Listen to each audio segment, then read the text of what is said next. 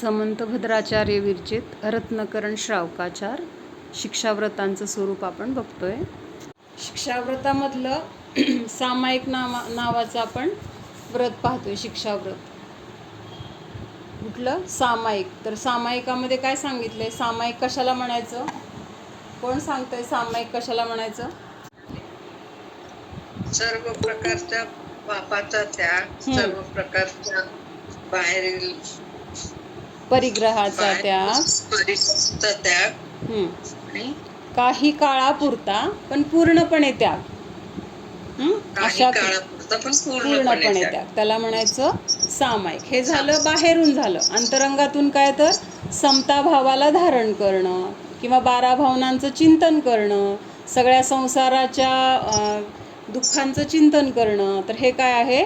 आपण त्यावेळेस त्याचं चिंतन करतो ना, तर ते अंतरंगातून हा विषय. आणि बाहेरून बघितलं तर आपण स्थिर बसलेलो आहे, म्हणजे कुठलंही क्रिया करत नाही आहे, कुठलाही परिग्रहाला आपला काही सोबत नाही आहे, सगळा तेवढ्या काळापुरता त्याग असल्यामुळं तिथं त्याला सामायिक असं म्हटलेलं आहे. आता ह्या सामायिकाचं आपण बघितलं काल चिंतन काय काय करायचं. तर संसार कसा अशरण आहे, अशुभ आहे किंवा अनित्य आहे, आणि मोक्षाचा मार्ग त्याच्या उलट कसा आहे? तर शरणभूत आहे, नित्य आहे किंवा शुभ आहे, सुखाला कारण आहे, आत्मस्वरूप ज्याच्यामध्ये प्राप्त होते असं आहे, असं आपण बघितलं. आता आज आपण काय बघणार आहोत की ह्या सामायिकाचे अतिचार कुठले आहेत. हे सामायिक जे व्रत आहे ना, तर हे व्रत करत असताना अतिचार म्हणजे काय? दोष. तर हे दोष कुठले घडतात तर ते ह्याच्यामध्ये सांगितले. 105 नंबरचा श्लोक आहे. मी म्हणते, माझ्या पाठीमागं म्हणा. वाक्कायमानसानां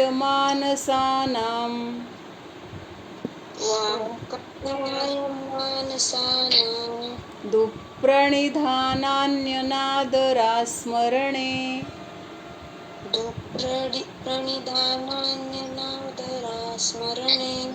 सामायिकस्यातिगमा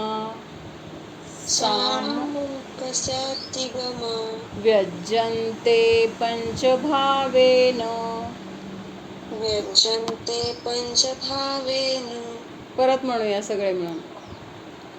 वाक्कायमानसानां दुःप्रणिधानान्यनादरास्मरणे सामयिकास्यातिगमा व्यज्यन्ते पंचभावेन. सामायिक करत असताना आपल्याकडून काय काय चुका होऊ शकतात किंवा होतात, तर ते ह्याच्यामध्ये सांगितले. वाक्काय मानसानां. वाक म्हणजे काय? वाणी. आणि वाणी किंवा वचन. काय म्हणजे शरीर. आणि मानस म्हणजे मन. म्हणजे मनाच्या द्वारे, वचनाच्या द्वारे आणि शरीराच्या द्वारे. मनाच्या द्वारे, वचनाच्या द्वारे आणि शरीराच्या द्वारे आपल्याकडून काय होतात? तर अतिचार घडतात. कसे अतिचार घडतात? जेव्हा आपण सामायिकाला बसलेलो असतो, तर त्यावेळेस मनाच्या द्वारे, वचनाच्या द्वारे आणि कायेच्या द्वारे, हे 3 झाले. याच्याद्वारे कसे घडतात ते आपण बघूया नंतर. पण आधी काय सांगितलंय की 5 अतिचार कुठले तर ते बघूया. तर हे काय आहेत? 3 झाले. त्याच्यानंतर काय आहे? त्याच्यानंतर विस्मरण होणे किंवा सामायिक करण्याबद्दल अनादर असणे, कंटाळा असणे. आता काय नियम केला आहे म्हणून करणं, तर त्याला काय म्हटलं? अनादर. आणि विस्मरण होणे. विस्मरण होणे म्हणजे सामायिक काय करायचे किंवा काय चिंतन करायचे हेच विसरून जाणं, किंवा सामायिक करत असताना जाप द्यायचं विसरून जाणं. म्हणजे असं जे काही आपलं सामायिकाची जी क्रिया आहे त्यातल्या काही गोष्टी विसरणं. तर असे हे 5 काय सांगितले? सामायिकाचे अतिचार सांगितले. कुठले सांगितलेत? मनाच्या द्वारे, वचनाच्या द्वारे आणि कायेच्या द्वारे. त्याच्यानंतर म्हणजे मनाच्या द्वारे, वचनाच्या द्वारे, कायेच्या द्वारे सामायिकामध्ये दोष लागणे. त्याच्यानंतर काय? सामायिक अनादराने करणे, म्हणजे सामायिक करत असताना आदरभाव नसणे. आणि शेवटचं सांगितलं की सामायिक करत असताना सामायिकाच्या क्रियेलाच विसरून जाणे. हे 5 आहेत सामायिक व्रताचे अतिचार. आता मनाच्या द्वारे कसं आपण चुकतो? मनाच्या द्वारे इथं दोष लागतो असं सांगितलं ना. मग मनाच्याद्वारे काय होतं, जेव्हा आपण सामायिकाला बसलो, सामायिक करायसाठी आपण 12 भावनांचं चिंतन करतोय, आत्म्याचं चिंतन करतोय, पण ते करायचं करत करत कधी आपल्या संसारात पोचलो, कधी आपल्या घरातल्या कुठल्या तरी गोष्टीमध्ये मन गेलं, काहीतरी आठवत बसलं, किंवा ते असं झालं ते तसं झालं, आणि सामायिकाला बसलोय, बाहेरून तर दिसते डोळे झाकलेले आहेत, हातावर हात ठेवलेला आहे, स्थिर बसलेलं दिसतंय, पण मनामध्ये विचार काय चालले, संसाराचे, म्हणजे विसरून गेलो आपण सामायिक करतोय आणि बाकीचं चिंतन संसाराचं चालू झालं. तर ह्याला काय म्हटलं, मनाच्या द्वारे अतिचार लागला.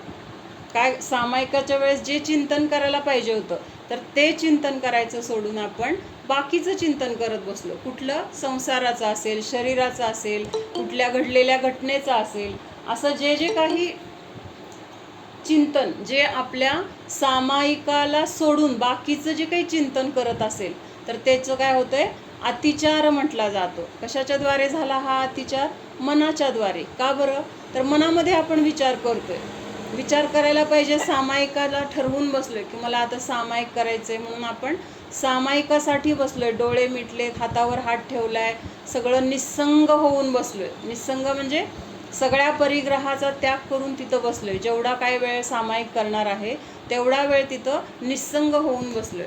आणि तरीसुद्धा सामायिकाला बसल्यानंतर पुढं काय चाललंय, मनामध्ये असत विकल्प चाललेत, किंवा कुठल्या तरी गोष्टीबद्दल राग द्वेष चाललेत, कुठल्या तरी गोष्टीचं स्मरण चाललंय, चिंतन काय चाललंय, संसाराचंच चाललंय. तर हे काय आहे, मनाच्याद्वारे झालेला अतिचार आहे. त्याच्यानंतर दुसरं कुठलं आहे, वचनाच्या द्वारे झालेला अतिचार. आता वचनाच्या द्वारे कसा अतिचार होणार, सामायिकाला तर बसलोय आणि कोणीतरी दुसरीकडे काय चाललंय ते बघून बोललं तर ते मग कोणीतरी काहीतरी करतंय, ए गप्प बस, खोड्या करू नको, किंवा सामायिकाला बसलो आणि गॅसवर काय, आता कुकर असेल, शिट्ट्या झाल्या, ए शिट्ट्या बंद कर. म्हणजे असं वचनाच्या द्वारे जे काही असेल ते, कुणाला सूचना दिल्या, कोण दार वाजलं, दार उघडून बघ कोण आलंय, जे जे काही घरामध्ये घडू शकतं, असं सामायिकाला बसल्यानंतर तेवढा वेळ मौन आहे, तेवढा वेळ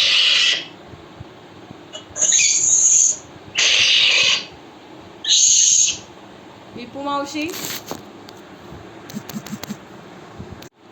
बायको विहिरीवर पाणी भरायला आल्यानंतर तिथं काय व्हायचं, ते बेडूक पूर्व जन्मीचं तो स्नेह असतो ना, काहीतरी असे कळत नसतं, पण त्या बाईला बघितलं की त्यांना असं उडी मारून त्यांच्या अंगावर जायचे. म्हणजे असं एक संस्कार असतात आपलेपणाचे, नक्की काही आठवत नसलं तरी आपोआप तशा ॲक्शन घडतात, आणि त्या बाईच्या अंगावर ते उडी मारायला जायचं सारखं. आणि त्या बाईला काय होत होतं, किळस यायची की काय हे बेडूक माझ्या अंगावर उडी मारते, आणि ती पाणी आणायला गेली की बरोबर येऊन उडी मारणारच, प्रत्येक वेळेस. असं ती फेकून दिली तरी, ती असं उचलून फेकलं तरी ते परत येणार तिच्या अंगावर. मग ह्याचं तिला काय वाटायचं, काय तरी विशेष आहे असं वाटायचं. मग एक दिवस ती मंदिरमध्ये गेली, एक अवधिज्ञानी मुनी आलेले असतात. मग त्या अवधिज्ञानी मुनींना तिने विचारलं की असं असं आमच्या घरामध्ये एक विहीर आहे, आणि त्याच्यामध्ये आत्ता अलीकडे एक बेडूक आले, आणि ते बेडूक सारखं मी गेले की माझ्या अंगावर उड्या मारतं, असं काय संबंध आहे त्याचा माझा, का तिथं ते मला उड्या मारून माझ्या अंगावर येते वगैरे. मग ही सगळी गोष्ट त्या मुनींनी त्यांच्या बायकोला सांगितली की बाबा ते असं असं त्यांनी सामायिकाच्या वेळेस ठरवलेलं की एवढं तेल संपेपर्यंतच मी सामायिक करणार, आणि तुम्ही त्याच्यात तेल टाकत गेला, त्यांना शोष पडला, त्याच्यामध्ये त्यांची खूप आकुलता झाली, चिडचिड झाली, आणि त्याच्यामध्ये त्यांचे प्राण गेल्यामुळं काय झालं, ते बेडूक होऊन तुमच्या विहिरीमध्ये जन्मलेले आहेत, आणि आता तिथं तुम्हाला बघितलं की ते पूर्वीचं त्यांना आठवतंय, किंवा त्यांना असं भाव होत आहेत, आणि म्हणून ते तुमच्या अंगावर उडी मारायला येते. म्हणजे हे कशासाठी बघितलं आपण, तर सामायिकाच्या वेळेस आपण चिंतन करायला काय पाहिजे, आणि चिंतन केलं कशाचं. म्हणजे त्यावेळेस चिंतनाचा विषय एक आत्मा, किंवा चिंतनाचा विषय एक संसारातील दुःख, किंवा शरीराबद्दलचं उदासीनता, शरीराचं कसं आहे शरीर वगैरे, दुःखाचं कारण आहे वगैरे, असं चिंतन. तर हे सोडून त्यांनी काय केलं, बाकीचं आर्तध्यान रौद्रध्यान झालं त्यांना, आणि त्याच्यामध्ये त्यांचे प्राण गेल्यामुळे त्यांना अशा प्रकारे दुःखालाच प्राप्त व्हावं लागलं. म्हणून कसं आहे, जे काही व्रत आपण घेणार तर त्याचं पालन कसं झालं पाहिजे. भले आपल्याला शक्य नाही तर थोड्या स्वरूपात घ्यायचं, पण घेतल्यानंतर त्याचं पालन परिपूर्णतेने, म्हणजे त्याच्यामध्ये कुठलाही दोष लागला नाही पाहिजे असं त्याचं पालन झालं पाहिजे. तर ह्या सामायिकाचे 5 अतिचार सांगितले. कुठले कुठले आहेत 5 अतिचार? कोण सांगते? सोपेत सांगायचं. मनाच्या द्वारे अतिचार घडणे, वचनाच्या द्वारे अतिचार घडणे, कायेच्या द्वारे अतिचार घडणे, किंवा सामायिकाच्या वेळेस सामायिकाचं अनादर करणे, किंवा जे काही आपण सामायिकाच्या क्रिया करतो तर त्या क्रियांबद्दल तिथं विस्मरण होणे. तर अशा ह्या 5 काय आहेत सामायिक व्रताचे अतिचार आहेत. अजून कोण सांगतंय? अजून कोण सांग? वचनाने कायेने आणि अनादर करणे आणि विस्मरण होणे हे अतिचार सामायिक करतानाचे अतिचार आहेत. अजून कोण सांगतंय?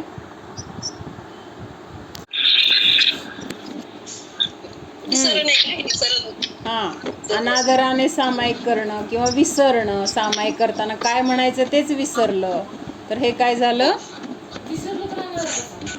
मग त्याचा अनादरच झाला ना, आपल्याला आठवतच नाहीये काय. विसरण्याचं कारणच ते असतं ना की आपलं त्याच्याकडे लक्ष नसतं व्यवस्थित. अजून कोण सांगतंय?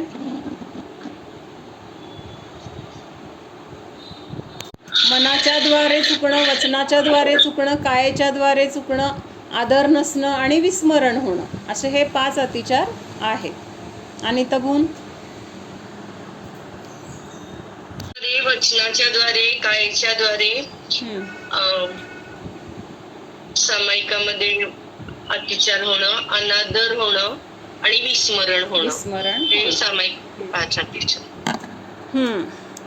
ठीक आहे. अजून कोण होणे हे सामायिकचे 5 अतिचार आहेत. कस्तुरी. आता पुढचं व्रत कुठलं आहे तर प्रोषोधोपवास शिक्षाव्रत. जे शिक्षाव्रताचे 4 प्रकार आपण बघितले होते. कुठले कुठले? दिग्व्रत, त्याच्यानंतर अनर्थदंड, सामायिक आणि आता प्रोषोधोपवास. तर आता हे प्रोषोधोपवास नावाचं जे शिक्षाव्रत आहे तर त्याचं स्वरूप आपण बघूया. 106 नंबरचा श्लोक आहे. पर्वण्यष्टम्यां च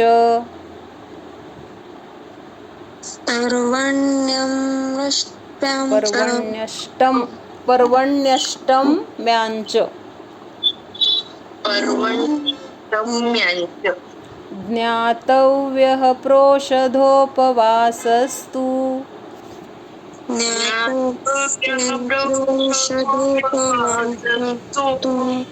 चतुरभ्यवहार्याणाम्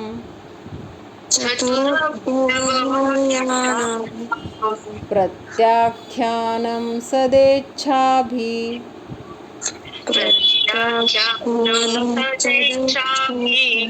सगळे म्हणूया मिळून.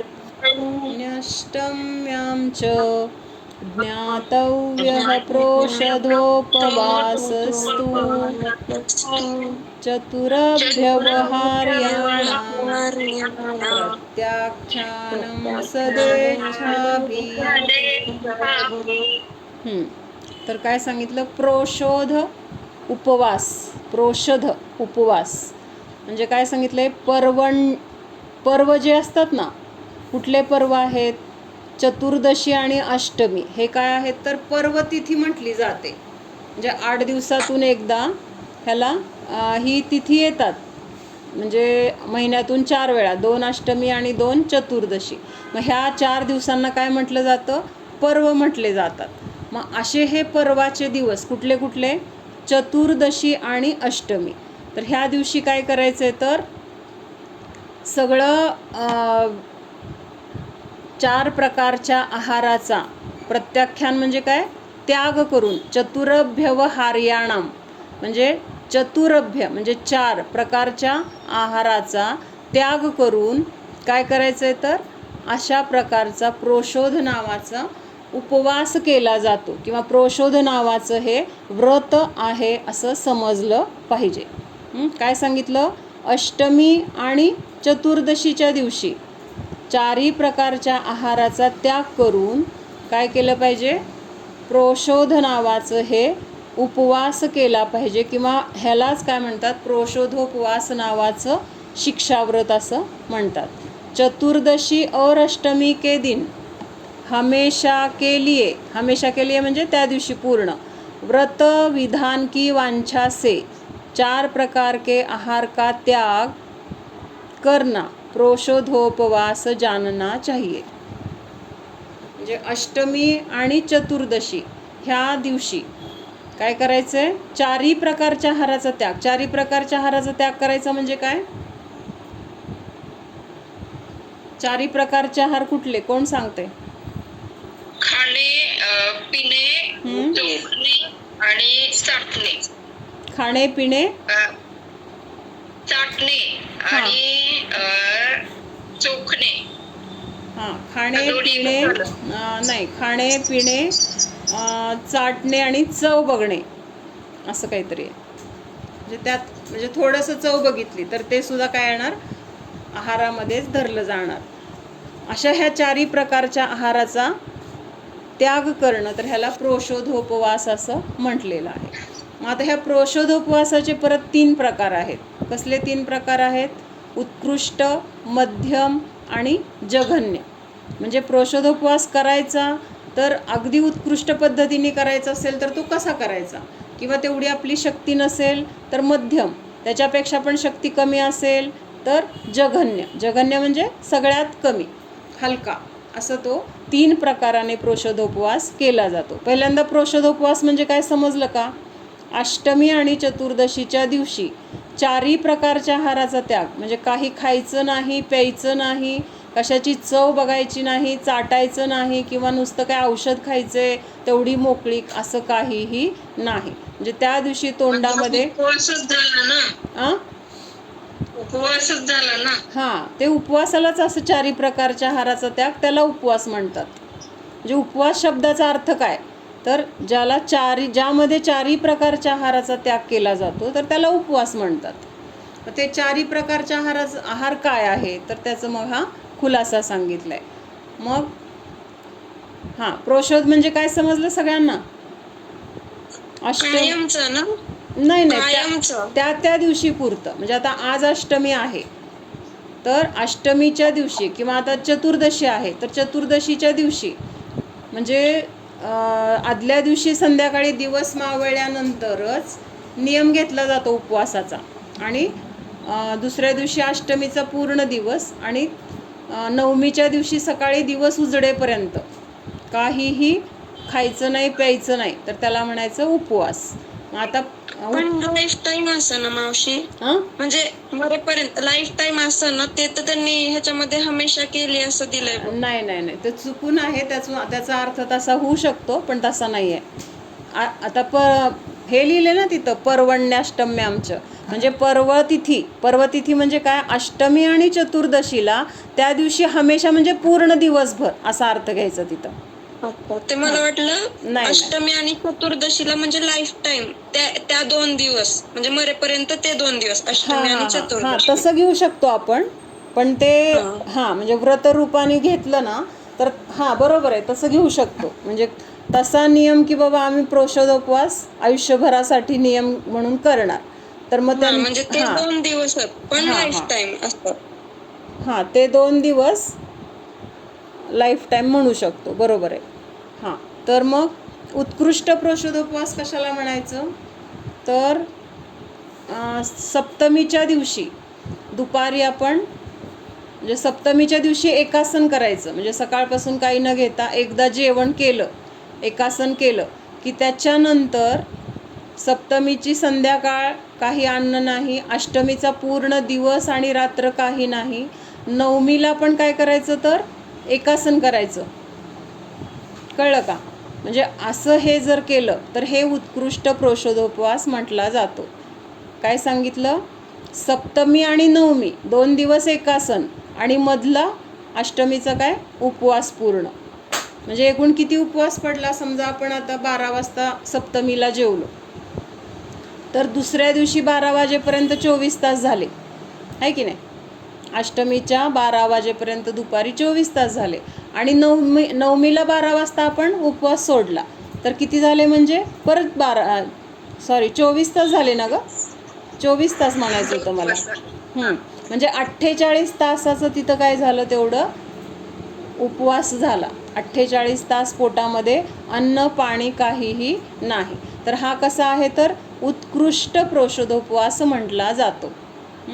त्याच्यानंतर आता मध्यम कशाला म्हणायचं, तर सप्तमीला आणि नवमीला एकासन करणार, पण अष्टमीच्या दिवशी फक्त पाणी घेणार. अष्टमीच्या दिवशी पाणी घेतलं, बाकीचे 2 दिवस एकासन केलं आणि अष्टमीच्या दिवशी फक्त पाणी घेतलं, तर तिथं काय म्हणणार, मध्यम प्रोषधोपवास म्हटलं. आणि तिसरं म्हणजे सलग 3 एकासनच केले, सप्तमी, अष्टमी आणि नवमी ह्या तिन्हीला काय केलं, एकासनच केले सलग, म्हणजे तिथं उपवास नाही, तर ह्याला म्हणायचं जघन्य प्रोषधोपवास. तर असं हे प्रोषधोपवासाचं स्वरूप आहे. आता ह्या प्रोषधोपवासामध्ये ह्याचा भावार्थ वाचूया. प्रत्येक अष्टमी और चतुर्दशी पर्व के दिनों में अन्न पान खाद्य लेय इन 4 प्रकार के आहार का त्याग करना प्रोषधोपवास कहलाता है. यहाँ पर जो सदा शब्द दिया है उससे यह सिद्ध होता है कि 4 प्रकार के आहार का त्याग सदा के लिए अर्थात जीवन पर्यंत की प्रत्येक अष्टमी चतुर्दशी के लिए होना अनिवार्य है. म्हणजे आता हे प्रतिमा वगैरे जे लोक घेतात ना, त्यांच्यासाठी हे कायमपर्यंत आहे बरं का. म्हणजे आता आपल्याला पण असं कधीतरी वाटतं ना की वर्षभर आपण पण प्रोषध करूया, तसं आपण करू शकलो तर ते वर्षापुरतं आपल्याला लिमिट. पण सायंटिफिक रिझन सांग, त्याच्यामागचं सायंटिफिक रिझन सांग का करायचं, प्रोषधोपवास का करायचा का. आपल्या रसनेंद्रियावर ताबा मिळवण्यासाठी, किंवा आपण अन्नाशिवाय पण राहू शकतो, आपल्या शरीराची ताकद वाढवण्यासाठी. म्हणजे जसं जसं आपण इंद्रियांवर ताबा मिळवत जातो तसं तसं आपली शक्ती पण वाढत जाते आणि आपली इच्छा कमी होत जाते. म्हणजे अन्नाशिवाय पण आपण राहू शकतो हा विश्वास आपल्याला हळूहळू येत जातो. किंवा तेवढी, आता समजा पहिल्यांदा आपल्याला एकासन पण करायची सवय नसते, एकासन सुरुवातीला करायला लागलं तरी बापरे कधी उद्याचा दिवस उजळतोय असं झालेलं असतं. पण हळूहळू एकासनाची सवय झाली, मग उपवासाची सवय झाली, मग तिथे एक प्रकारचं आपल्याला शरीरालाच तशी सवय होते की एक दिवस आपलं शरीर अन्नाशिवाय पण राहू शकतं आणि सहजतेने बरं का.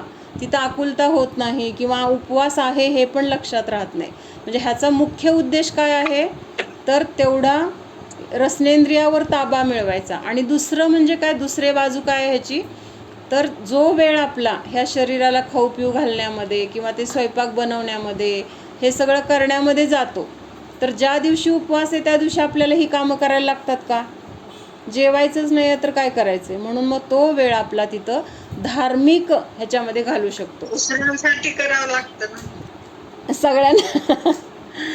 बरोबर आहे, सांगायचं त्या दिवशी. ते सोपं नाही आहे, पण कमीत कमी आपला तरी वेळ तेवढा वाचतो. किंवा बाकीचे पण आता उपवास आहे म्हणल्यानंतर जरा समजून घेतात, ॲडजस्ट करतात. ठीक आहे आज उपवास आहे का, थोडंसं असं केलं तर चालेल, थोडं सोपं काहीतरी करून मग तेवढ्यात भागवी केली तर चालेल असं. म्हणजे हे सगळं विचारायचं ग, मला विचारायचं होतं, अष्टमी आणि चतुर्दशीचे जे दिवस ठरलेले आहेत कॅलेंडर मध्ये, त्या असतात पण का असतात, त्याच्या मागं काय, त्याच्या मागं रिझन आहे ना त्याच्या मागं. अष्टमीच्या दिवशी आणि चतुर्दशीला म्हणजे थोडंसं वातावरणामध्ये जो बदल होतो ना, तर तो बदल व्हायला सुरुवात होते अष्टमीला. म्हणजे आता 8 दिवस झाल्यानंतर थोडासा काहीतरी बदल होणार आहे, तर तो अष्टमीला होणार. त्याच्यानंतर परत अजून तेवढे 5-6 दिवस मधले चांगले जातात, परत काहीतरी वातावरणात बदल होणार असतो. म्हणजे हे ऋतुचक्र आहे ना, ते असं बदलतच असतं. म्हणजे अष्टमीला एक तो बदल होतो आणि चतुर्दशीला बदल होतो. बदल होतो म्हणजे काय होतं, तर त्या दिवशी जीवांची उत्पत्ती जास्त होते. काय होते, म्हणजे इतर दिवसाच्या मानाने जीवांची उत्पत्ती जास्त होते. मग त्यावेळेस जर आपण तिथं सगळं क्रिया करत बसलो तर त्यांची हिंसा जास्त होते. म्हणून मग त्या दिवशी उपवास, एकासन वगैरे आपण केलं तर तेवढ्या जीवांची तिथं हिंसा विराधना कमी व्हावी आणि आपला वेळ जास्तीत जास्त स्वतःमध्ये जावा, ह्या हेतूने त्या 2 दिवशी उपवास किंवा एकासन करायला सांगितलेलं आहे. हे आध्यात्मिक रिझन झालं. सायंटिफिक रिझन असं आहे की हे जे 2 दिवस आहेत, म्हणजे महिन्यातले जे हे 4 दिवस आहेत ना, हे खूप जड असतात.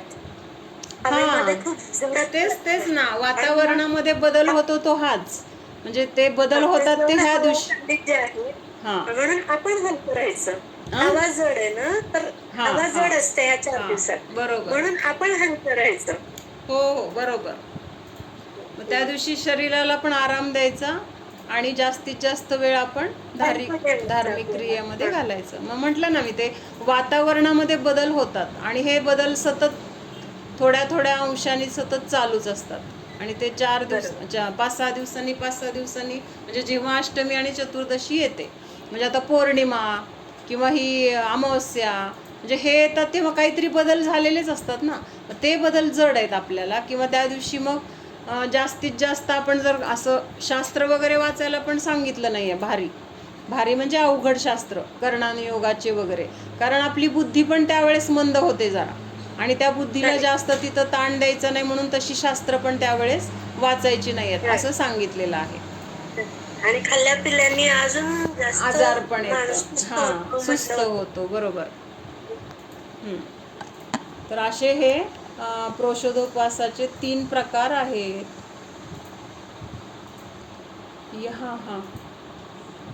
यहाँ त्याग व्रत की भावना से होना चाहिए, न कि लोक व्यवहार में किए गए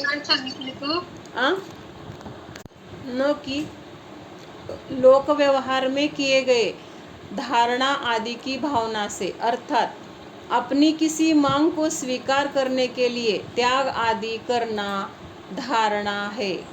ऐसे त्याग को प्रोषोधोपवास नहीं कहते. धरणा किंवा धारणा असेल. म्हणजे आपण आता खूप वेळा बघितलंय असं की हे काम माझं होत नाही तोपर्यंत मी तुपाचा त्याग केलाय, हे काम माझं होत नाही तोपर्यंत मी केळ सोडलंय, मी आंबा सोडलाय.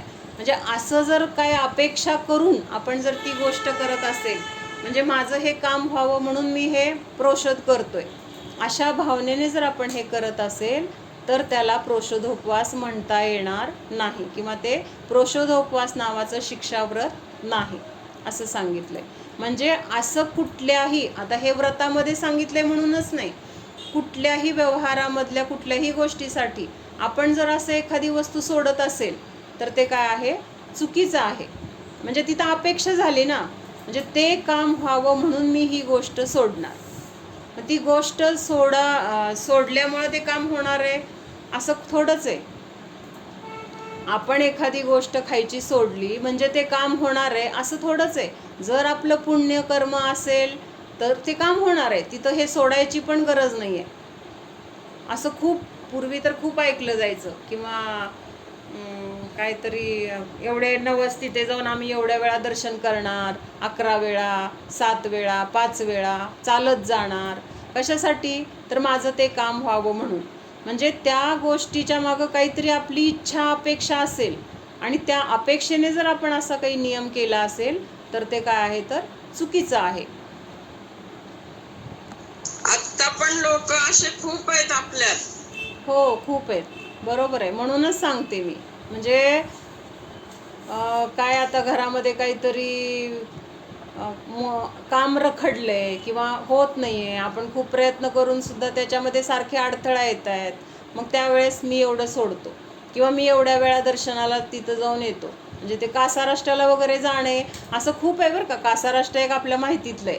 विजापूरला जाणारे काही लोक आहेत, अजून दुसऱ्या प्रत्येक राज्यामध्ये वेगवेगळे असे स्तवनिधीला जाणारी लोक आहेत. मग त्याच्या मागं हेतू काय असतो की आमचं काहीतरी काम व्हावं, मग मी एवढे येऊन तिथं दर्शन करून जाणार किंवा मी येऊन तिथं नारळ फोडून जाणार.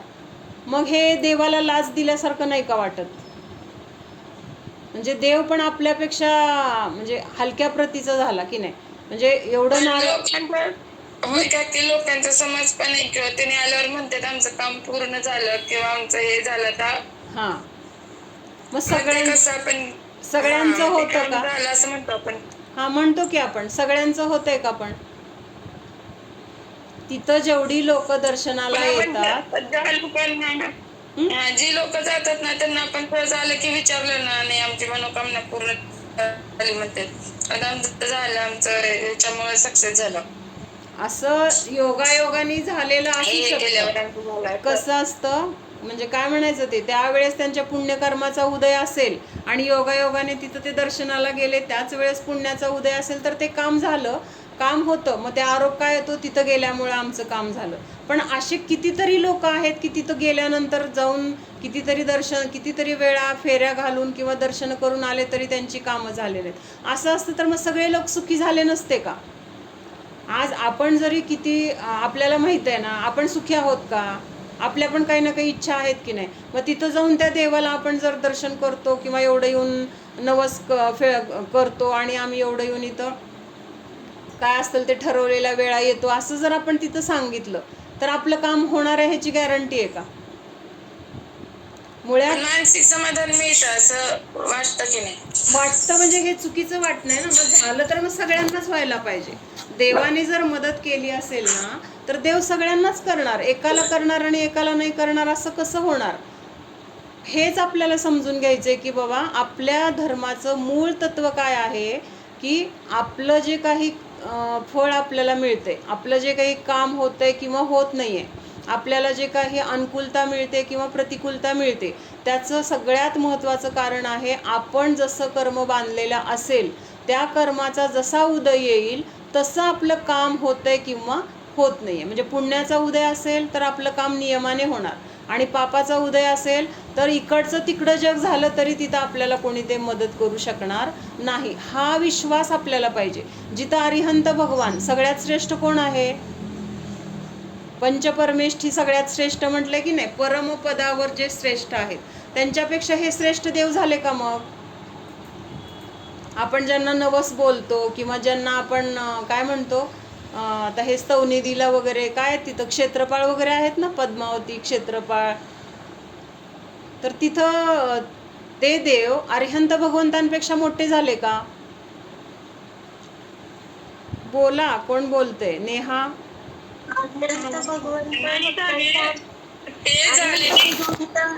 आपलं काही काम करत नाहीत म्हणून तर ते तिकडे जातात ना मागे.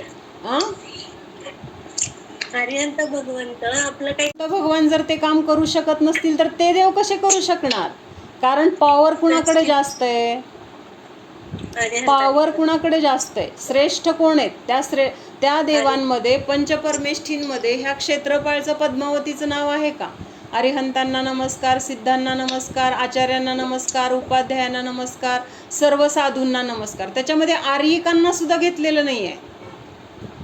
म्हणजे जे सम्यक दृष्टी आहेत, लोक काय म्हणतात की आपल्यापेक्षा ते श्रेष्ठ आहेत की. कशावरून श्रेष्ठ आहेत? म्हणजे कुठल्या? त्यांच्याकडे काहीतरी आहे ना, पद्मावतीला किंवा क्षेत्रपाळला मानतात ना लोक. मग ते श्रेष्ठ आहे, त्यांना काहीतरी महत्व आहे ना. काय महत्व आहे सांग ना? काय म्हणजे तुला काय वाटतं काय महत्व आहे?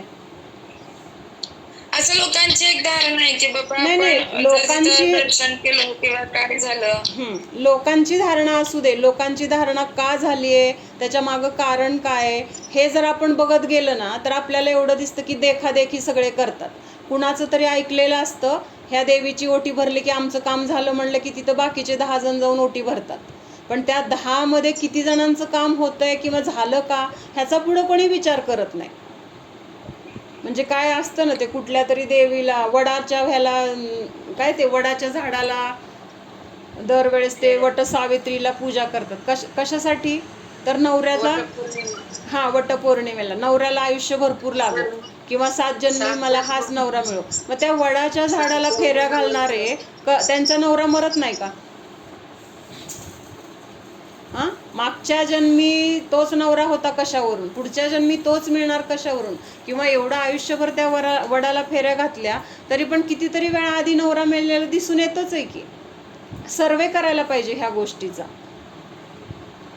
हे जे म्हणतात ना की आपल्याला वाटतं की त्या देवींनी दिलं ते, हे देव हा नेहा तू काय म्हटली की त्यांच्याकडे काहीतरी विशेष आहे असं वाटतं ना, काय विशेष आहे त्यांच्याकडं? पण ते विशेष म्हणजे एक असं पावर डिवाइन म्हणतो ना आपण.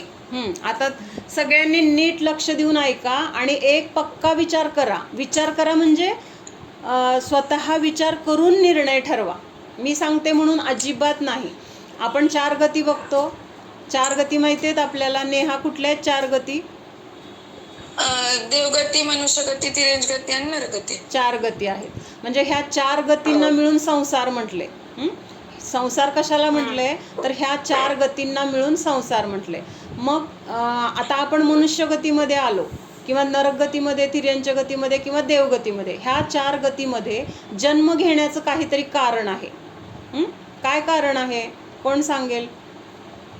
ह्या गतींमध्ये जन्म घेण्याचं कारण काय आहे कोण सांगेल? गेल्या जन्माची देवाणघेवाण. बरोबर आहे, पण देवगतीमध्येच का गेलो, मनुष्यगतीमध्येच का आलो, ह्याचं काहीतरी माप असेल ना, काहीतरी कमी जास्त पण असेल ना.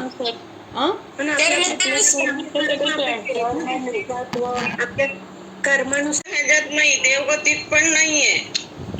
तसं नाही म्हणायचं मला. आपल्याला मनुष्यगती का मिळाली, किंवा त्या पद्मावतीला देवगती का मिळाली, त्या रावणाला नरगती का मिळाली, ह्या प्राण्यांना तिर्यंच गती का मिळाली, तर तिथं ज्याचं जेवढं पुण्य आहे किंवा ज्याचं जेवढं पाप आहे त्या पुण्य पापाच्या हिशोबानुसार तिथं जन्म होतोय. आज आपल्याला मनुष्यगती मिळाली म्हणजे आपलं निम्म पुण्य आणि निम्म पाप होतं. कळलं का? निम्म पुण्य निम्म पाप अशा दोन्हीच्या कॉम्बिनेशनमुळं आपल्याला मनुष्यगती मिळाली. जेव्हा नरकगतीत जातो तिथं काय असणार आहे? मुख्यतः तिथं पापाची आहे. भरपूर पाप केलं म्हणून तिथं नरकात जन्म मिळाला. तिथं पुण्याचा विषय नाही. कळतंय का? आणि देवगतीमध्ये जन्म का मिळाला तर तिथं भरपूर पुण्य केलेलं आहे म्हणून तिथं देवगती मिळाली. तिर्यंच गती का मिळाली तर 75% पाप आहे, 25% पुण्य आहे. काय म्हणायचे मला समजलं का सगळ्यांना? 100 पैकी 50 पाप आणि 50 पुण्य आहे म्हणून आपण मनुष्यगतीत आलो. त्याच्यानंतर तिर्यंच हा सगळं पाप पुण्याचाच. आपल्याला ह्या 4 गती म्हणजे ह्या संसारातल्या आहेत आणि आपल्या पाप पुण्याच्या जसं आपलं पुण्य आणि पाप असेल बांधलं गेलेलं तर त्याच्या कमी जास्तपणावरून आपल्याला ह्या गती मिळतात. म्हणजे अति तीव्र पाप केलं असेल तर नियमाने नरक गती मिळणार. तीव्र पुण्य असेल म्हणजे उत्कृष्ट पुण्य असेल तर देवगती मिळणार. निम्म पाप निम्म पुण्य असेल मनुष्यगती मिळणार. 75% पाप 25% पुण्य असेल तर तिर्यंच गती मिळणार. एवढं तर कळलं. म्हणजे नरकगतीत जाण्यासाठी तिथं मुख्यतः कशाची आहे? फक्त पाप आहे. तिथं पाप केले आयुष्यभर म्हणून तिथं नरकगती मिळाली. तसं देवगतीमध्ये जाण्याचं कारण काय? आयुष्यभर खूप पुण्य केले म्हणून तिथं तो देवगतीमध्ये तो जीव गेला. आता देवगतीमध्ये जीव गेला म्हणजे कशासाठी गेलाय तो? मागं त्यांनी कमवलेल्या पुण्याला भोगण्यासाठी. समजतंय ना सगळ्यांना? तृप्ती झोपायला लागली का? समजतंय का? म्हणजे देवगतीमध्ये त्यांनी देवगतीचा बंद केला, देवगतीमध्ये त्याला जन्म मिळाला म्हणजेच तिथं काय, तिथं जाऊन तो काय मागच्या जन्मी जे काही त्यांनी पुण्य केलेलं आहे तर ते पुण्य तिथं भोगण्यासाठी तिथं देवगतीमध्ये जन्म मिळाला.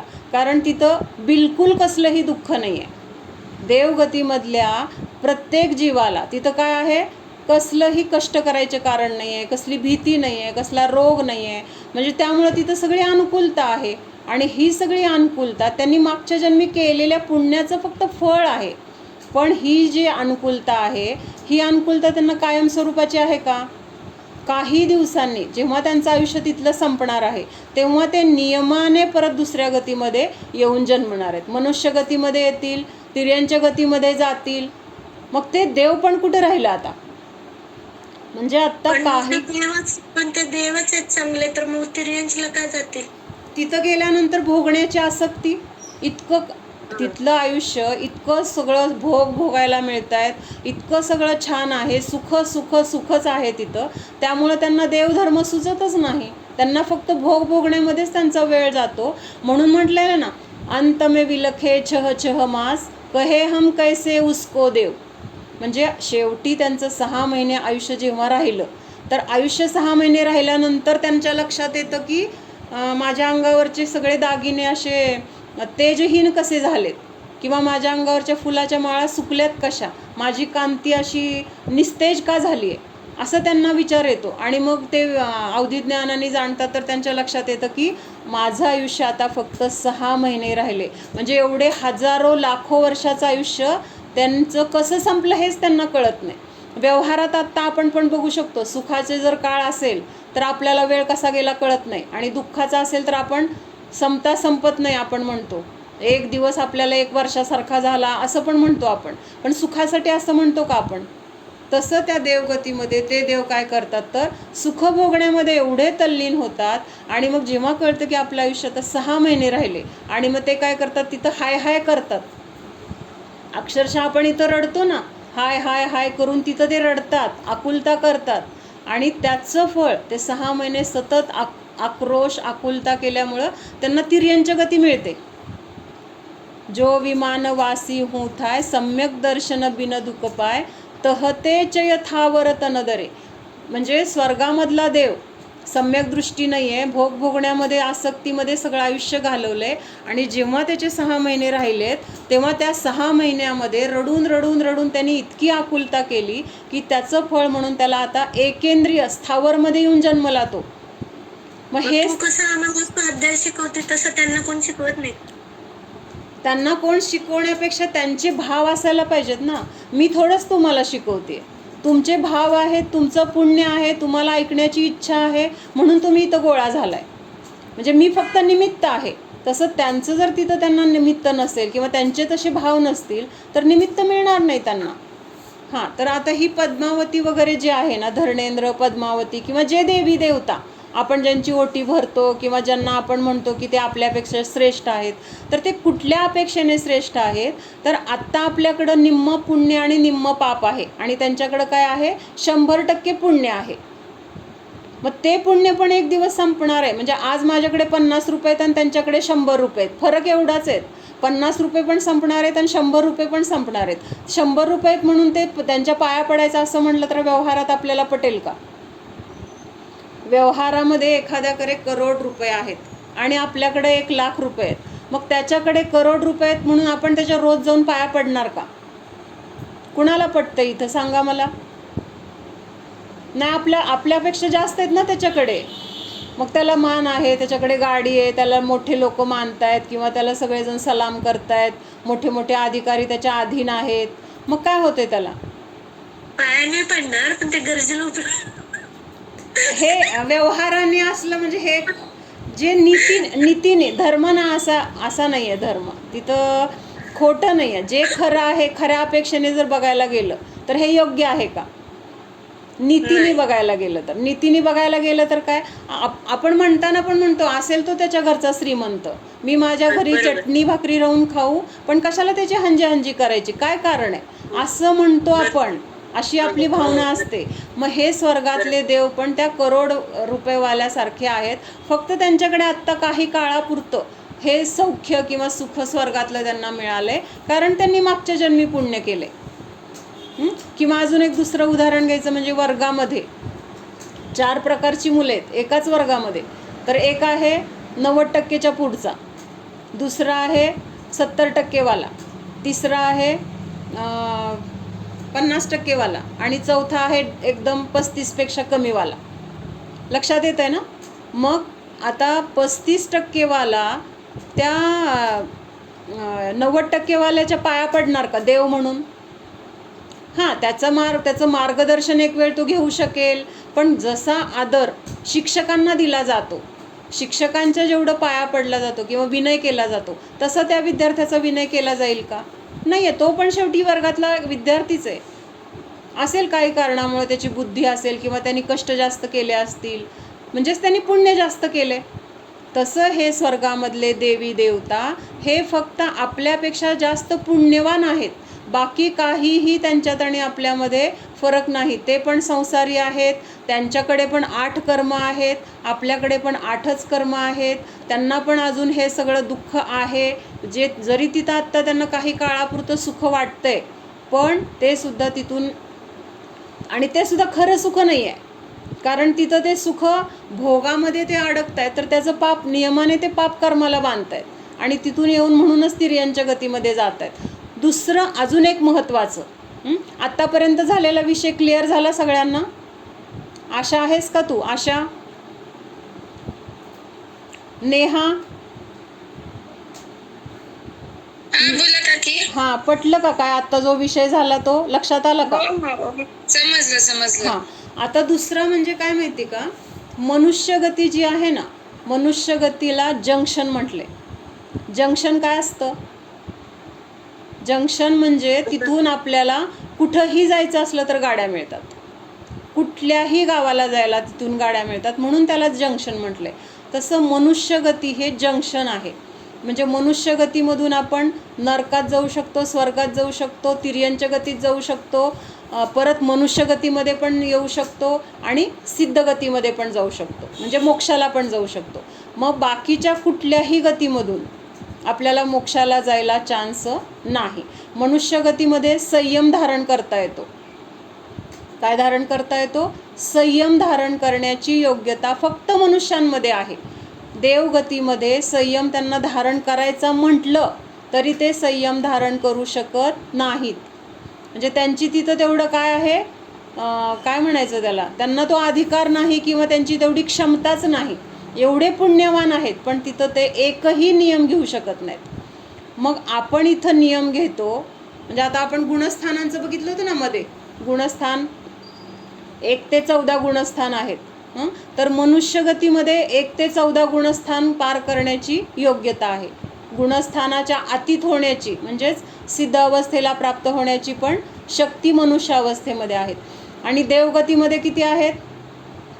फक्त 4 गुणस्थानं होऊ शकतात. चौथं गुणस्थान म्हणजे काय? सम्यक दर्शन फक्त प्राप्त त्यांना झालेलं असू शकतं किंवा असतं. सम्यक दर्शन प्राप्त झालंय पण त्यांना कुठलाही नियम तिथं घेता येत नाही. नियम घेता येत नाही म्हणजे संयम नाही आहे. मग आता इथं मनुष्यगतीमध्ये एखाद्या जीवाने सम्यक दर्शन आहे, त्यांनी नियम धारण केलाय. ते मुनी आहेत, त्यांनी काय केलंय, घरदार सगळा परिग्रह सोडलाय. मग हे संयमी मुनी, ह्यांचं गुणस्थान किती झालं? आरिका असेल तर 5वं गुणस्थान, मुनी असतील तर 7वं गुणस्थान, आणि देवांचं गुणस्थान कितवं? 4थं गुणस्थान. लक्षात येते का? मग 7व्या नाही येत लक्षात. पायऱ्या असतात ना, पायऱ्या. गुणस्थान म्हणजे काय? पायऱ्या. समजा एक पायरी चढत जायचं म्हटलं तर देवगतीमधले जीव फक्त 4थ्या पायरीपर्यंत जाऊ शकतात. 5व्या पायरीवर त्यांना जाण्याची योग्यता त्यांच्यामध्ये नाही आहे. 5वी पायरी म्हणजे काय? संयम धारण करणं, नियम घेणं, काहीतरी व्रत करणं. तर हे घेण्याची शक्ती तिथं त्यांच्यामध्ये नाही किंवा त्यांच्यामध्ये ती योग्यता नाही. पण ती योग्यता आपल्यामध्ये आहे. आपल्यामध्ये किती योग्यता आहे? 1 ते 14 पायऱ्या चढू शकतो आपण. देवगतीमधले देव फक्त 4च पायऱ्या चढू शकतात. 5वी पायरीसुद्धा ते चढू शकत नाही.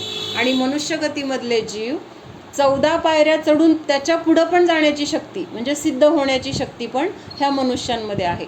मग जर आपण 5व्या पायरीवर आहोत, 7व्या पायरीवर आहोत, म्हणजे आपण वरच्या स्टेजला आहोत, आणि वरच्या स्टेजला असून आपण खालच्या लोकांच्या पाया पडलं तर कसं वाटेल?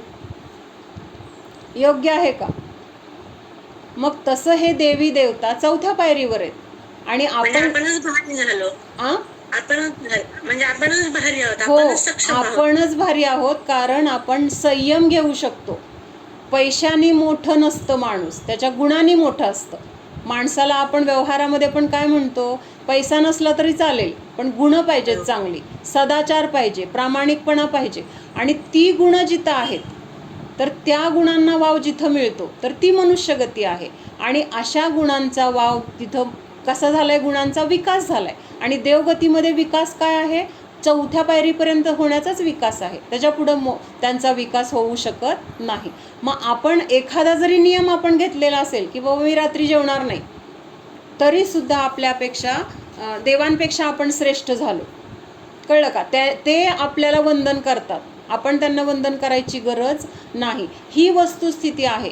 पण आजकाल खूप ठिकाणी मुनिसंघसुद्धा, मुनी लोक किंवा आरिकासुद्धा हे पद्मावती किंवा हे ह्यांना भजायला सांगतात किंवा त्यांना ते अभिषेक करायला सांगतात, त्यांचे काय ते ओटी भरायला सांगतात. पण हे सगळं काय आहे?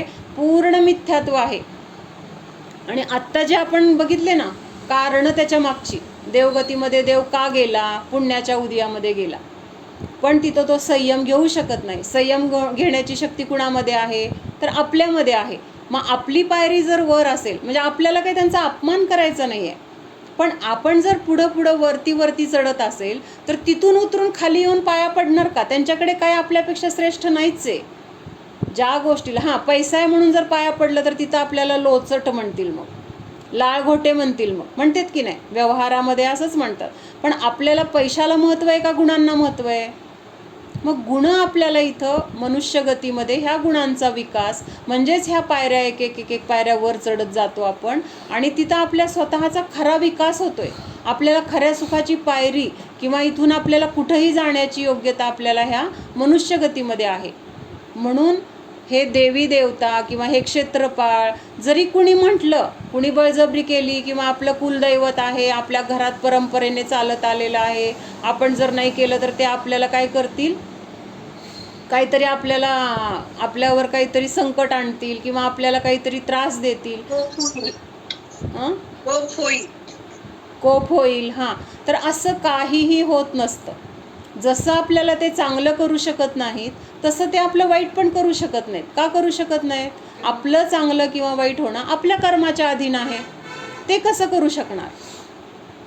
कारण प्रत्येकाचं कर्मच त्याला त्याचं फळ देतं. कोणीही कुणाचं कमी जास्त करू शकत नाही, चांगलं वाईट करू शकत नाही. आपलं कर्म जर असेल तर तसं बाहेर निमित्त मिळतं. आता हे धर्मेंद्र पद्मावतीचं आपण उदाहरण किती वेळा बघितले. आता पद्मावतीची ओटी भरली जाते की नाही? पद्मावती देवी आहे की मग तिने काय केलं तर म्हणे पार्श्वनाथ भगवंतांवर काय संकट आलं होतं तर त्याचं निवारण केलं तिने, असं म्हटलं जातं. बरोबर आहे? म्हणून पद्मावतीची सगळ्या मंदिरामध्ये स्थापना आहे. बहुतेक ठिकाणी तर पद्मावतीच असते आणि तिची ओटी भरली जाते. का भरली जाते? संकट हे करते तारती असं लोकांचं म्हणजे तसं ग्रह म्हणजे आहे की बाबा एखादं संकट ते दूर करते असं, त्यामुळे तिला हे करतात ना, म्हणजे उपसर्ग होऊ दिला नाही ना तरी. म्हणजे पार्श्वनाथ भगवंतांवर जो काही उपसर्ग होत होता तर तो उपसर्ग तिने दूर केला. हा एकच भाग आपण बघितला. कुठला बघितला? पार्श्वनाथ भगवंतांवर जो काही उपसर्ग कमट करत होता, दगडाचा पाऊस, आगीचा पाऊस, वादळ जोरजोराचं, हे जे काही कमटाच्या द्वारे पार्श्वनाथ तीर्थंकरांवर उपसर्ग होत होता तर त्यावेळेस धर्मेंद्र आणि पद्मावतींनी येऊन त्यांचा तो उपसर्ग दूर केला. एवढं आपल्याला दिसतंय. पण त्यांनी तो उपसर्ग का दूर केला ह्याच्या मागचं कारण आहे की नाही? ह्याच्या मागचं कारण म्हणजे मागच्या त्या धर्मेंद्र पद्मावतीच्या मागच्या भावामध्ये तो कमठाचा जीव काय करत असतो? यज्ञ होम हवन करत असतो. आणि त्याच्यामध्ये तो लाकडं वगैरे, हवन म्हणजे काय ते यज्ञामध्ये समिधा टाकतात वगैरे, तर अशी त्यांनी लाकडं टाकलेली असतात.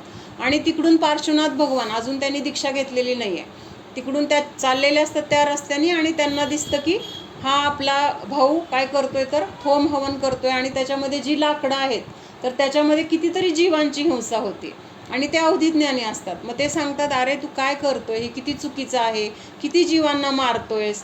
मग ते म्हणतात, तो कमठ म्हणतो की कुठे आहे त्याच्यामध्ये जीव. मग ते असं त्याच्या अग्नीमधलं ते लाकूड काढतात, पार्श्वनाथ असं मोडतात तर त्याच्यामधून 2 नागिन असं सळसळ करत बाहेर पडतात आणि ते इतके होरपळलेले आहेत, इतके त्यांना तिथं पोळलेलं आहे की आता ते मरणावस्थेला पोचलेले आहेत. मग त्यावेळेस तिथं पार्श्वनाथ भगवान त्यांना उपदेश देतात. कुणाला? त्या नाग आणि नागिनीला नमोकार मंत्र किंवा उपदेश देतात आणि त्या उपदेशाला ते नाग नागिनी काय करतात? ग्रहण करतात. ग्रहण करतात म्हणजे त्यांचं लक्ष तिकडं गेलं की हे मला काहीतरी चांगलं सांगतायत आणि त्या सांगण्याकडं त्यांचं लक्ष गेलं आणि त्यावेळेस त्यांचे प्राण गेले आणि त्या उपदेशाचा किंवा त्यांनी ग्रहण केलं त्याचा फायदा म्हणून काय झाले, ते स्वर्गामध्ये देव झाले. आज स्वर्गामध्ये देव झाले ह्याला कारण कोण आहे, निमित्त कोण आहे? पार्श्वनाथ भगवान निमित्त झाले. पार्श्वनाथ भगवंतांनी उपदेश दिला. समजा पार्श्वनाथ भगवंतांनी उपदेश दिला नसता किंवा पार्श्वनाथ भगवानांनी ते लाकूड बाहेर काढायला सांगितलं नसतं, काढलं नसतं, तर ते तिथल्या तिथं ते आगीतच मेले असते. त्यांना उपदेश मिळाला नसता, त्यांची दुर्गती झाली असती, कदाचित नरकाला गेले असते, तिर्यंच्या गतीला गेले असते. पण आज पार्श्वनाथ भगवंतांनी त्यांना बाहेर काढलं, त्यांना त्याच्यातून उपदेश दिला धर्माचा आणि त्याचा फायदा म्हणून काय झालं तर ते स्वर्गामध्ये धर्णेंद्र आणि पद्मावती म्हणून तिथं जन्मले.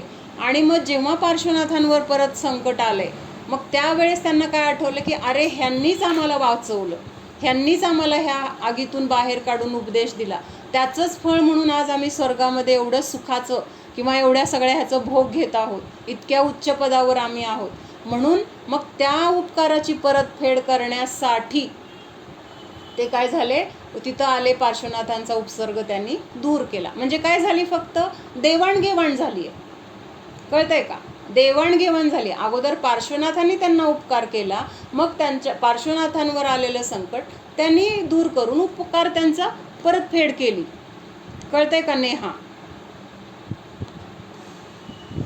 नेहा आहे का, गेली? ऐकते मी. म्हणून आपण तर म्हणजे आपलं पुण्य असेल तर तिथं पार्श्वनाथांचं ते पुण्य होतं की त्यांनी त्या नागनागिनीवर केलेल्या उपकाराचं जे पुण्य बांधलं होतं त्याची परतफेड त्यांना कमठानी उपसर्ग केला तेव्हा परतफेड झाली. म्हणजेच आपण जर केलेलं असेल तरच आपल्याला मिळतं, नसेल तर मिळत नाही. आदिनाथ भगवान पण तीर्थंकरच होते. जसं पार्श्वनाथ तीर्थंकर होते, आदिनाथ भगवान पण तीर्थंकर होते. मग त्यावेळेस कोणी देवी देवता नव्हत्या का? त्यांना 1 वर्षभर आहार मिळाला नाही, मग कुठल्या देवी देवतांनी येऊन त्यांना का नाही मदत केली? का नाही केली? 1 वर्ष त्यांना उपवाशी का राहायला लागलं? म्हणजे त्यांचं तिथं पाप कर्म होतं. म्हणजे एवढं लक्षात ठेवायचं की कुठलीही देवी देवता, कुठलेही कुदेव ज्यांना आपण बाहेर म्हणतो ना, हे आम्हाला ह्यांना नवस बोललं की आमचं काम पूर्ण होतं, योगायोगाने झालेलं असेल पण ते त्यांनी केलेलं नाही. सगळ्यात श्रेष्ठ अरिहंत भगवान आहेत, तर ते सुद्धा आपलं काही करू शकत नाहीत. मग बाकीचे हे देव देवतात जे स्वतःचं करू शकत नाहीत, जे स्वतःच काय ते आपण बघितलं ना परवा, शस्त्रधारी आहेत, रागीद्वेषी आहेत, त्यांनाच कसली तरी भीती आहे. ते कशाला आपल्याला काय आपलं संकट दूर करू शकतील? आपलं कर्म आपल्याला तारणार आहे किंवा मारणार आहे. त्यामुळं हा विश्वास, हा निर्णय नक्की करा. म्हणजे मला असं खूप वेळा वाटतं, हा विषय आपल्या स्वाध्यायामध्ये खूप वेळा झालेला आहे, पण अजून पण खूप लोकांचं मत बदललेलं नाही आहे. म्हणजे इथं ऐकल्यानंतर पण परत अजून तिकडं देवी देवताकडे जायचे भाव होतात किंवा त्यांना नवस बोलण्याचे भाव होतात, ओटी भरण्याचे भाव होतात. मग आपण काय करतोय? 2 डगरीवर आपण अगोदर पासून जर करत आलो सपोज, तर हे भाव तरी बंद होऊ शकत नाही ना. आपण किती ठरवलं तरी थोडंफार कुठेतरी मनात येणारच की. काय येणार? आपल्याला जर नक्की कळलं ना हे चुकीचं आहे, त्या क्षणी आपला निर्णय होणार, अरे हे चुकीचं आहे आणि इथून पुढं माझ्याकडनं हे होणार नाही. कळलं का? म्हणजे आपला विश्वास फक्त पाहिजे की नक्की चित्र काय आहे. चित्र जर लक्षात आलं ना, देवी देवता म्हणजे आपल्यासारखेच जीवच आहेत, त्यांचं फक्त पुण्य जास्त आहे म्हणून त्या गतीला गेलेत, आपलं पाप आहे म्हणून आपण थोडं निम्म पाप निम्म पुण्य म्हणून मनुष्य गतीला आहोत, काही जणांचं खूप पाप आहे तर ते नरक गतीला आहेत. म्हणजे असं कुठलंही काय असं देव त्यांना नाव का देव दिलंय तर तिथं फक्त पुण्य आहे म्हणून त्यांना देव म्हटलंय. खरे देव तर कोण आहेत? जे वितराग, सर्वज्ञ आणि हितोपदेशी आहेत, त्यांनाच खरं देव म्हटलेलं आहे. स्वर्गातील देव खरे देव नाहीत, ते मिथ्यादृष्टी पण आहेत. तिथं मिथ्यादृष्टी जीव पण आहेत. हे ज्योतिषवासी, व्यंतरवासी सगळे देव काय आहेत तर मिथ्यात्वी देव आहेत. फक्त त्यांचं नाव देव आहे. आता इथं समजा एखाद्या आता रमेश देव म्हणून नट होता, मग तो देव होता का? त्याचं आडनाव देव होतं. मग त्याला काय देवाचे काय गुण होते त्याच्यामध्ये? काहीच नाही. तसे ते देव म्हणजे त्यांना नाव दिले देव, पण प्रत्यक्षात त्यांच्यामध्ये देवपणा नाही. कळलं का? आणि हे देवी देवता आपलं चांगलं किंवा वाईट काहीही करू शकत नाहीत. आपलं कर्म, आपलं पुण्य, आपलं पाप आपल्याला फळ देण्यासाठी समर्थ आहे, हा विश्वास आपल्या मनामध्ये पाहिजे. त्यांच्याबद्दल आपल्याला द्वेष नाही करायचा, पण आपली जी चुकीची मान्यता आहे ना, की ते माझं चांगलं करतील, ते माझं वाईट करतील, ही मान्यता फक्त बदलायची. आपल्याला देण्यासाठी त्यांच्याजवळ नाहीच आहे काय, कारण आपल्याला देणार कोण आहे? कर्म. आणि ते कर्म पण कुठलं? आपण स्वतः बांधलेलं. काय ऋणाली? क्षेत्रपाळचं पण सांगा की, तुम्ही पद्मावतीचं जसं सांगितलं ना. हां, म्हणजे हे क्षेत्रपाळ पण असेच आहेत, हे व्यंतर वगैरे देवच आहेत. ते पण ते काय करतात? त्यांना मुळात स्वतःचं शरीर तरी त्यांचं नीट दाखवलंय का? कुठलं तरी एक दगड आहे, त्याला शेंदूर फासलाय आणि ते शेंदूर फासलेलं